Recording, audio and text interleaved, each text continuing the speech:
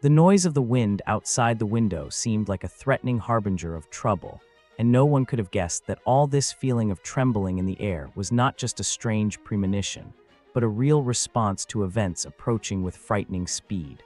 The weather that day changed with lightning speed.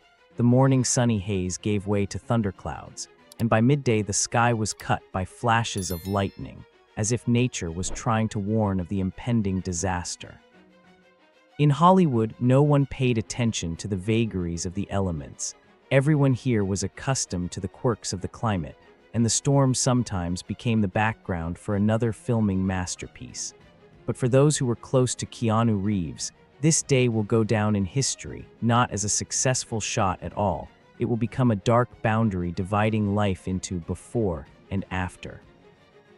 Keanu usually didn't complain about being tired, although his schedule had long resembled a mad race. Continuous meetings, flights, work on scripts.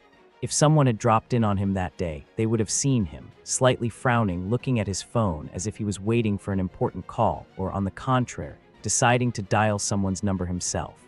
The energy in his movements was restrained and nervous, which is unusual for a person who is usually considered calm and balanced.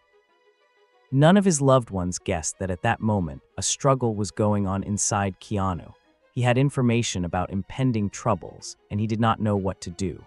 On the one hand, his heart told him that he needed to urgently intervene, warn, help, but on the other hand, he understood that everything could become even more confused, because this was not a simple, everyday situation, but a treacherous series of interconnected events, where one wrong step could lead to disaster. A few days before, Keanu had received an unexpectedly disturbing message from an old friend who worked as a stuntman on risky productions. The friend claimed that people had been spotted acting suspiciously near one of the film sets, and there was every reason to believe that they might be involved in dangerous activities. At first, Keanu brushed off the rumors, thinking that they looked like another paranoid story that often surfaced among technical staff. However, the information was soon confirmed. The producers also suspected something, and the studio's security service began a secret investigation. And although the matter was not officially publicized, Keanu felt a strange anxiety that made him look at his phone more and more often, as if expecting important news. Then an event occurred that brought back memories of a past that Keanu was reluctant to recall. During a night shift on a related project, a man was seriously injured, and the press hinted in their reports that the cause was negligence, or perhaps even someone's malicious intent. Everyone's ears were buzzing that in reality, everything looked far from accidental.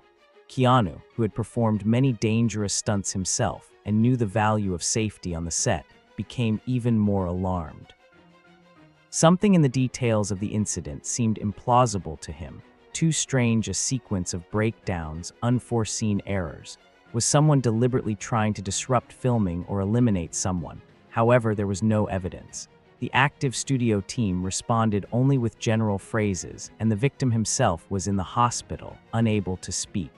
As a result, Keanu could only wait for events to develop, but the feeling that the threat was still brewing did not go away. That very day, when a thunderstorm was in the air, Keanu could no longer concentrate on ordinary matters. Questions were spinning in his head. Would someone's life be the next target if there really was an organized group behind all the strangeness? Who of his acquaintances could be in danger but did not suspect it? Perhaps everything would be easier if he received direct confirmation or at least heard a report from the security service. But there was an uneasy silence around. And suddenly a thought flashed through his mind. What if he needed to call some people himself to warn them? But warn them from what? Without concrete facts and evidence, the warning would sound like empty panic. Doubts tore his soul apart. Late in the evening, when the storm was beginning to disperse, Keanu's phone suddenly rang. The number of the stuntman with whom he had shared his guesses appeared on the screen. Keanu nervously answered immediately, but in the receiver he heard only intermittent sounds, similar to interference or the noise of the wind. A few seconds passed and the connection was cut off. Attempts to call back were unsuccessful. His friend's phone was unavailable. All this only fueled the feeling that something was going wrong. Keanu waited 5 minutes in unsuccessful attempts to get in touch again. His heart was pounding, as if signaling that he needed to act. And so he decided to call another person who could know details about where his stuntman friend was now and what was happening in the studio pavilions. It soon became clear that the friend was involved in an urgent late-night stunt rehearsal before a key scene. Allegedly, the crew, under pressure from the producers, was planning something big to make up for the schedule. Everyone was in a hurry, which meant the likelihood of a mistake was multiplied many times over. Keanu sensed that there was something hidden here. Why would they do night stunts in such weather, and without proper precautions? Could it be connected to the series of strange breakdowns that had already happened? Intuition screamed, "I need to go there in person and check everything out." But at the last moment, the actor remembered his workload the next day and realized that it was unlikely that he would be allowed onto someone else's set at such a time without unnecessary questions, and his very presence could attract a bunch of reporters. He hesitated until the time approached a critical point. Several hours passed in anxious anticipation of news. In the end, Keanu decided to contact another friend who had once coordinated complex fight scenes on The Matrix, and thanks to this had acquired contacts in many stunt teams. But he was out of reach. It was night time, the phone was unavailable. Feeling that time was running out, Keanu feverishly reasoned about what he was more afraid of: being ridiculed for groundless suspicions or facing real trouble. And then, closer to midnight, a phone call rang in his apartment. That same incoming call, which was no longer from someone he knew. The number was identified as unknown. A second of hesitation, and Keanu pressed the accept button. The voice on the other end of the line was excited but quiet, as if the person speaking was afraid of being overheard. It was a young woman, a stunt coordinator from the night set. She did not introduce herself, but briefly explained that things were not going according to plan, that Keanu's friend had disappeared from the rehearsal space half an hour earlier, and that she had heard someone in one of the rooms climbing into the electrical room, possibly trying to sabotage the equipment. She begged Keanu, "Call him, maybe you have him. I can't find him here, and the scene starts in just a couple of minutes. I'm afraid this is all going to end badly." The actor, jumping up, said that he couldn't get through to his friend and offered to call the police or at least the head of studio security. But the woman said that everything was happening too fast and they didn't want to panic because the producers had a lot of money at stake. Then the line went dead. Keanu felt a chill growing inside. He knew for sure that several signals indicated an impending tragedy, but he had no direct way to intervene from a distance. An agonizing minute dragged on endlessly before he finally dialed the familiar number marked Stuntman's personal phone. And this time the beeps started. He listened to them beat in the silence, and the thought pulsated in his head: answer, answer. It seemed that at any moment he would hear the tired but reassuring voice of a friend on the other end. But when the connection was established after a few beeps, the voice heard not a friend, but a stranger. He said nervously, "Keanu, oh my God, you're calling." And at that moment the noise, shouts, and rumble in the background eclipsed almost everything. Keanu could only make out fragments of phrases, among which were repeated: he's there, wires, now everything. After which a shrill crackle, a loud bang, and a terrible hissing sound appeared in the receiver, as if something had shorted out in the communication system. A second later, the connection was cut off completely. Keanu's heart was beating like crazy, and his temples were ringing with pain, the understanding that something irreparable had happened. He tried to call back again, but the phone showed subscriber unavailable or call interrupted. He dialed other numbers of studio contacts. Some of them had no signal, some did not answer, and some in a hurry said that they knew nothing. The passion of guesses swept away the remnants of calm. Perhaps a fatal accident had happened during rehearsal, or maybe not even an accident, but a planned one. Where is his friend now? Is he alive? Is there a way to get to the place before it's too late? Keanu almost jumped out of the apartment, intending to throw himself behind the wheel and rush there. But he understood that the set was on the outskirts. It would take about an hour to get there, And who and how would he help if the official services should have responded by now? The anxiety grew with each passing minute. Keanu didn't know what to do, and then he remembered another person with access to the internal communication channels, a producer's assistant to whom he had once done a favor. Desperately, he dialed the number. The person on the other end of the line, breathing heavily, said, "We have an emergency here. They're not disclosing the details, but I heard that there was an explosion in the electrical room. People died." "I'm not sure who exactly, but it seems like your friend might have been nearby. Sorry, I can't help you now. Everything is disconnected." Keanu felt as if he had been burned. The last words sounded like a death sentence. At that moment, all doubts dissipated and he realized the tragedy he had sensed had become reality. He couldn't believe that half an hour ago he had been expecting a call from his friend, and now he was hearing that people died. He sat down on the floor, breathing heavily, feeling guilt flare up in his chest. After all, he knew something was wrong, but he didn't take any decisive steps. The thought pounded in his head, maybe if I had gotten there on time, but it was too late. The worst thing was that he had no exact information whether his friend or someone else had really died. Could it be that everything had ended at the very moment when he was almost through? Time stretched out and Keanu sat in complete shock, unable to move. Lightning flashed around him and the rain intensified again, although it was already well past midnight. It all looked like an ominous set for a tragic film, but unfortunately, it was happening in reality. Towards morning, he finally managed to contact one of the employees of the production department. He told him through tears that the explosion in the control room had caused a powerful fire, and several people were seriously injured. 2 died on the spot. The identification has not yet been completed, but there is reason to believe that among the dead is the very same stuntman, Keanu's friend. At that moment, the actor's heart seemed to skip a beat. But the most mysterious thing, judging by the testimony of eyewitnesses, shortly before the explosion, someone tried to get people out of the building, shouting for everyone to leave because the wires were mined there. As it turned out later, the alleged attacker opened the wiring and caused a short circuit. This means that everything really was planned. The police already had a version that this was connected with a competitive struggle or an attempt to disrupt an expensive shoot.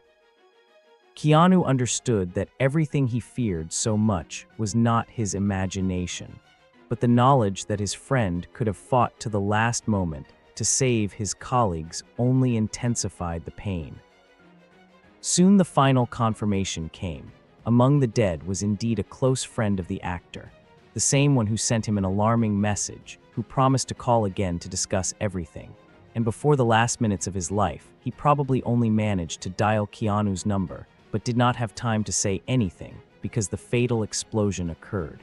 The rumor about this immediately leaked to the press, and journalists began to ask whether the actor had really heard the last words of his friend. Keanu himself could not find the strength to comment on anything until the very end. He was in a state of shock and silent despair. Only a couple of days later, someone he knew said that Keanu received the last call before the tragedy, but did not have time to talk about anything. This phrase hung in the air, causing a wave of guesses and gossip. Of course, the media began to blow the story out of proportion, inventing details that didn't exist. Articles appeared like, "What did Keanu Reeves tell him in response to his last call? Is the content of their conversation known?" Although in fact, there was no full conversation. In an attempt to find a sensation, reporters took on any speculation, made up legends about how Keanu allegedly transmitted some encrypted message or heard fatal phrases from a friend. But those who were closest to the situation claimed that all he heard was noise, short shouts, and a terrible crackling of interference. The actor himself did not want to discuss anything publicly for a long time. He simply grieved and tried to understand how quickly a person's life can end out of the blue, and at the hands of merciless criminals or madmen who want to disrupt a project. Weeks passed and a picture began to emerge. Law enforcement agencies confirmed that the explosion was not accidental, and the investigation was in full swing. It turned out that the stuntman really did try to warn his colleagues about the possibility of arson or fire, but not everyone had time to hear the signal and leave the room in time. The details were so heartbreaking that a gloomy mood reigned in studio circles for a long time. Much was hushed up so as not to damage the reputational image of a big film project, because huge amounts of money and influential people were involved. But for Keanu, neither ratings nor budgets meant anything these days. All he thought about was why he hadn't intervened earlier, why he hadn't gone to the set, why he hadn't tried to disrupt the night rehearsal. And returning mentally to that ill-fated call, he asked himself every time, what if I had managed to say something, warn, or ask my friend to leave? Alas, the phone signal was cut off too early. Despite all the pain, Keanu still found the strength to come to a closed memorial ceremony for the victims. There he met pale and confused members of the film crew who could not take their eyes off him, understanding how hard a blow it could be for a man who did not have time to say his last words to a friend. Some came up to him, apologizing for not taking the threat seriously that night, and he just nodded silently, trying not to blame anyone. Perhaps this is Keanu's nature. He never liked to stir up conflicts, preferring to look for something good in people, even after the most terrible events. But this time, the pain was too deep in his heart to quickly find consolation. The public then tried to find out more details from the actor several times. Did his friend say something important? Did he leave a message? But Keanu answered all the questions with the same thing. We didn't have time to talk. The connection was broken. He didn't want to admit that he felt a painful sense of guilt for the fact that he could have foreseen this tragedy, but didn't. He only hinted that perhaps one should be more attentive to premonitions, to the little signals that life sometimes sends. And even if they are not confirmed by facts, it is better to be on the safe side than to regret later. But alas, the sad reality is that no one can turn back time. A few more months passed. The investigation progressed slowly, the charges changed directions, and eventually the case turned to some murky crime involving extortion and financial fraud. The studio did not want a public scandal, trying to hush up the facts. But as usually happens, people who have dedicated themselves to the risk on film sets have already begun to talk about how easy it is to forget about safety in the pursuit of money, and how sometimes in such conditions evil is born, ready for any sabotage.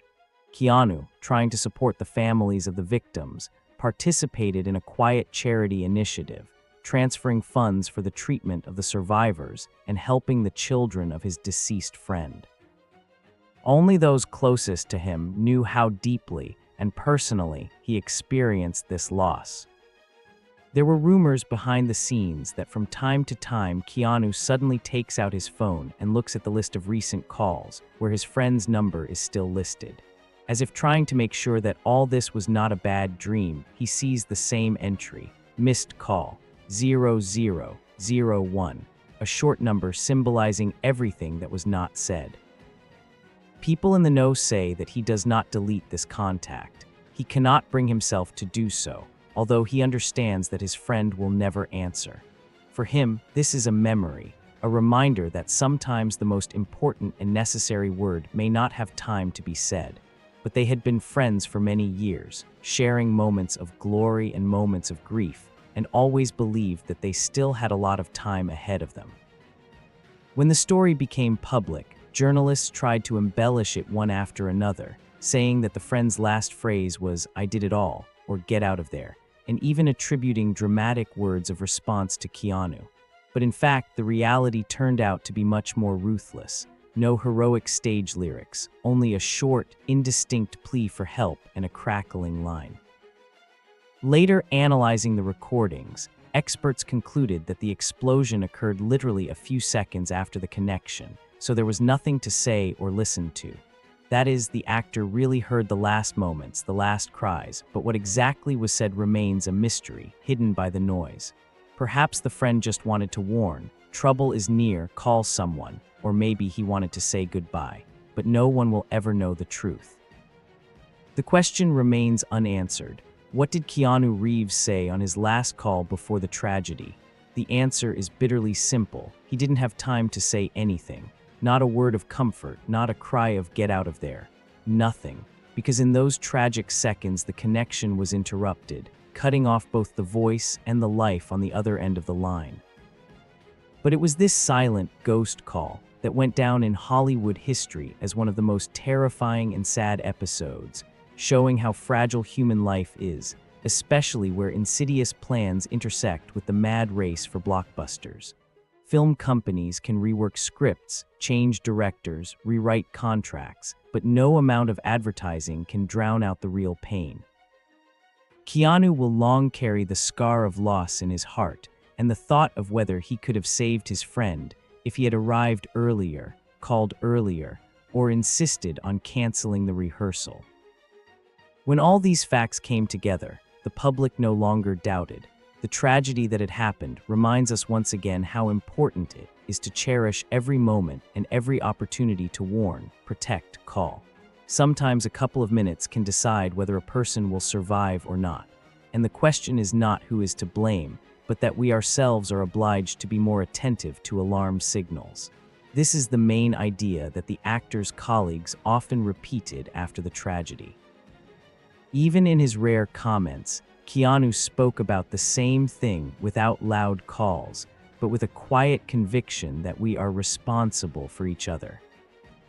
Today, looking back, one can only regret that the last call was full of static and hopeless crackling, and not the words that could have led people out of the building and saved their lives. Perhaps history would have turned out differently if the studio had not hidden the problems, if the police had learned about the strange damage to the equipment earlier, if Keanu's friend had found a safe way to convey the truth about the planned sabotage. But events turned out the way they did. And now a painful secret will forever remain. What was said in that very second before the explosion? Did the friend say anything to the actor, or did the scream freeze on his lips, dissolving into oblivion? Such stories make us take a different look at the loud world of Hollywood. It seems like an oasis of glitter and illusions, but sometimes it hides dramas that you can't always show on the screen. This case shows that even famous actors, surrounded by attention and fans, are not immune to personal nightmares where loved ones die, and they remain in the role of helpless witnesses to someone else's thirst for profit or evil intent. Keanu, with all his kindness and popularity, also found himself in a situation where he could only helplessly listen as his friend's life faded before his eyes, albeit through the phone. However, there is a ray of light in this darkness. Colleagues and followers of the deceased stuntman started a large-scale campaign for stricter safety standards on set. Keanu supported them as best he could. He donated funds, gave an interview where he emphasized, "No amount of money is worth risking life, and we all need to remember that." Since then, many studios have been more attentive to warning signs, although it is difficult to completely eradicate negligence and insidious conspiracies. Perhaps thanks to the sacrifice of several people, such cases will become less frequent. After all, life should not end because of someone's criminal plans and the indifference of others. This is how the story of The Last Call ends, which will forever remain in the memory of Keanu Reeves and everyone who was there. Sometimes fateful moments do not end with loud words, but are drowned in the noise of interference and terrible rumble. But the main message is buried in them. While we have the opportunity, we need to talk. We need to take care of each other, not put off caring and raise the alarm in time. And let this tragedy remind us how important it is not to miss the chance to lend a helping hand. After all, everything can end at any second.